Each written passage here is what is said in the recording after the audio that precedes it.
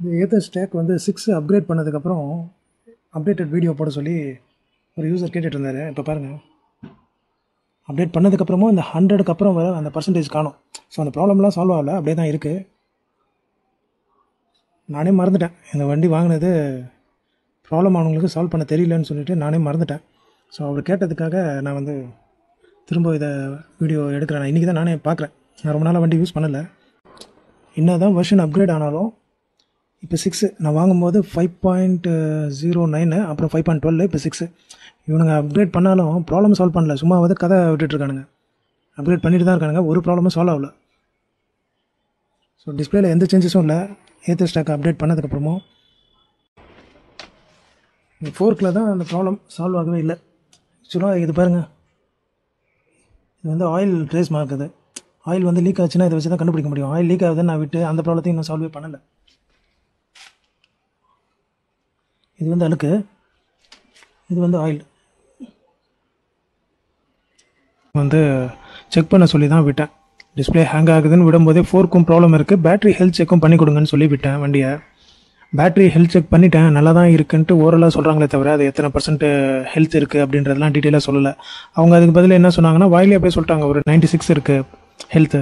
ஒரு 4 மாதம் 4.5 மாதம் வண்டி 96% ஹெல்த் இருக்குது அப்படின்னாங்க. அதை நான் கேட்டதுக்கு புது வண்டியும் வந்து 100%லாம் ஹெல்த் இருக்காது, செக் பண்ண கம்மியாக தான் இருக்கும். நாங்கள் சரி ஓகே அது கம்மியாக தான் இருக்கணும் போது அக்செப்ட் பண்ணிக்கலாம் அப்படின்னு சொல்லிவிட்டு நான் என்ன பண்ணேன், சரி பேட்டரி செக் பண்ணிட்டாங்கன்னு விட்டுட்டு அடுத்தது டிஸ்பிளே ப்ராப்ளம் வந்து சால்வ் பண்ணலை. வண்டி எடுக்கும்போதே பார்த்தோம் அதே தான் ப்ராப்ளம் இருந்தது.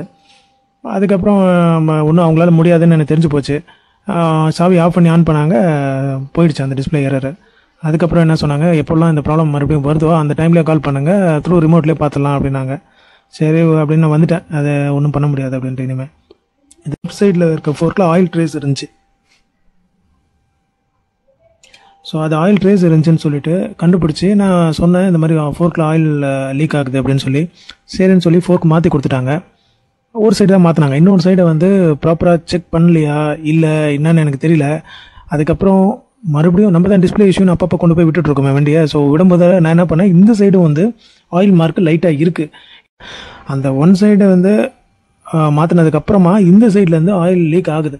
நான் கொண்டு போய் விடும்போது சொல்லி தான் விடுறேன், இந்த சைடு வந்து ஆயில் லீக் ஆகுது, நல்லா செக் பண்ணி பாருங்கள், நீங்கள் லைட்டாக ப்ரெஸ் பண்ணாலும் கண்டுபிடிக்க முடியாது, நல்லா ஹெவியாக இந்த ஃப்ளோர் போர்டில் ஏறி நீங்கள் 2 குதிச்சா தான் உங்களுக்கு லைட்டாக இந்த மாதிரி வந்து ட்ரேஸ் இருக்கும், ஆயில் ட்ரேஸ். அப்படி தான் கண்டுபிடிக்க முடியும். நீங்கள் கையிலெல்லாம் பிடிச்சி மிதிச்சு அமுக்குனீங்கனாலும் உங்களால் கண்டுபிடிக்க முடியாது அப்படின்னு சொல்லி கொடுத்தேன்.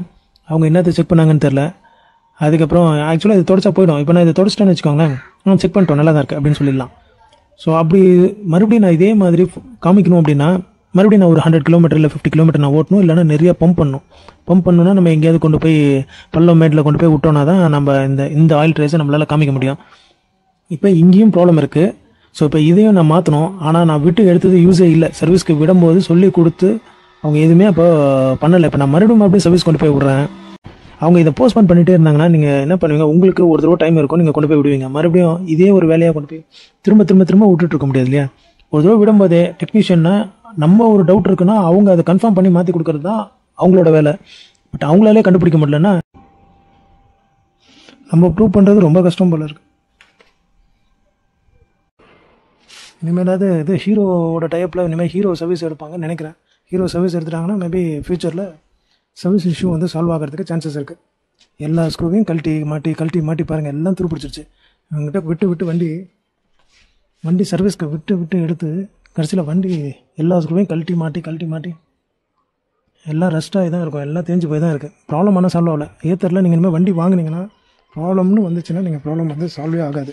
நீங்கள் சர்வீஸ் சென்டரில் போய் விட்டு வாங்கினீங்கன்னா அந்த ப்ராப்ளம் இன்னும் இன்க்ரீஸ் ஆகிட்டு தான் இருக்கும். இந்த மாதிரி அடிஷ்னல் ப்ராப்ளம் க்ரியேட் பண்ணிகிட்டே தான் இருப்பாங்க. கழட்டி மாட்டி திருப்பி கையில் கொடுத்துருவாங்க, ஆனால் ப்ராப்ளம் சால்வ் ஆகாது. ஸோ வாங்குகிற வண்டி உங்களுக்கு எந்த ப்ராப்ளமும் இல்லாத வண்டியாக இருந்தால் ஓகே. ப்ராப்ளமோடு வாங்கினீங்கன்னா அந்த ப்ராப்ளம் சால்வே ஆகாது. ஆக்சுவலாக இது ஒரு யூசர் கேட்டதுக்காக தான் நான் இந்த வீடியோ மேக் பண்ணுறேன்.